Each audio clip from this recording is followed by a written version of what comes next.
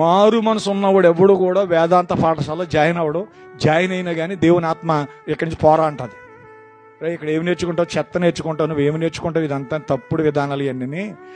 ఇది నేర్చుకోకు, నేను నేర్పుతాను వీళ్ళన్నాడు. అందుకే పౌలుని దేవుడు అరణ్యానికి పంపించాడు, అరేబియా ఎడారులకు పంపించాడు. పౌలు తనకున్న జ్ఞానాన్ని అంతా ఓడగొట్టాడు, తనకున్న విద్య, తనకున్న గొప్ప గొప్ప బిరుదులన్నీ కూడా తీసి పక్కన పడేయించాడు.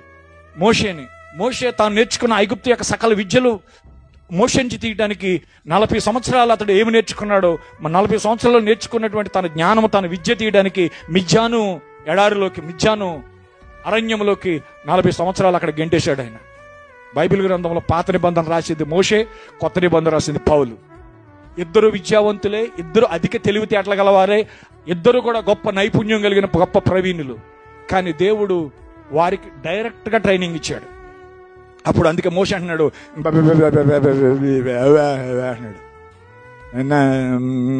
పనికిరాని అంటున్నాడు ఆయన. ఎటున్నారా? పౌలు అంటున్నాడు, నేను క్రీస్తునితో వెర్రివాడిని, క్రీస్తునితో బలహీనుణ్ణి, నాకు ఏవేవి లాభకరంగా ఉన్నాయో వాటన్నిటి నష్టముగా ఎంచుకొని వాటిని పెంటతో సమానంగా ఎంచుకున్నానన్నాడు. కాబట్టి దేవుని వాక్యంలో విద్య దైవిక జ్ఞానానికి ఉపయోగకరమైనది కాదు. అంటే చదువుకుంటే నువ్వు బ్రతకడానికి ఏదో ఉపయోగపడతా తప్ప దేవుని గురించి తెలుసుకోవడానికి విద్య పనికిరాదు. ఆది కాండం నుంచి ప్రకటన గ్రంథం వరకు కూడా దేవుడు ప్రతి కాలంలో కూడా తన ప్రవక్తలను కానీ, తన రాజులను కానీ, తన యొక్క శిష్యులను కానీ ఎవరిని ఎన్నుకున్నాడంటే అత్యంత సామాన్యమైనటువంటి పేద ప్రజలను, వ్యవసాయదారులను, మరి గొర్రెల కాపరులను, పశువుల కాపరులను, ప్రియులరా, మరి ఆ యొక్క చిన్న చిన్న మరి ప్రియులరా, ఆ యొక్క ఏమంటారు దాన్ని, దోణులు నేర్చుకునే అదే ఏమంటారు వాళ్ళు, అకుల ప్రిస్కల్ అనే వాళ్ళు ఎవరు, అకుల ప్రిస్కల్ గుడారాలు కుట్టేవారని బైబిల్ రాయబడింది, డేరాలు కుట్టేవారని రాయబడింది.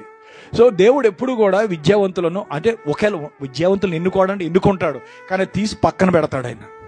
అది ఎందుకు పనికిరాదు. అది ఆ చదువులు అవన్నీ కూడా మంచివి, నీ బ్రతకడానికి పనికి వస్తుంది. చదువు, డిగ్రీలు, పట్టాలు, ఎటున్నారండి, కమ్యూనికేషన్ స్కిల్, ఇవన్నీ కూడా నీకు చదువు ద్వారా వస్తాయి. కానీ పరిశుద్ధాత్మ నీ కమ్యూనికేషన్ స్కిల్ని వాడుకోదు. ఆ క్షణంలో ఏది మాట్లాడాలో అప్పుడే ఆయన నీతో చెప్తాడు, అప్పుడే మాట్లాడాలి. కాబట్టి ఏదో నేర్చుకుని వెళ్ళి మాట్లాడదాం అనుకోకండి. ఇప్పుడు మీకు ఈ రెండు అర్థం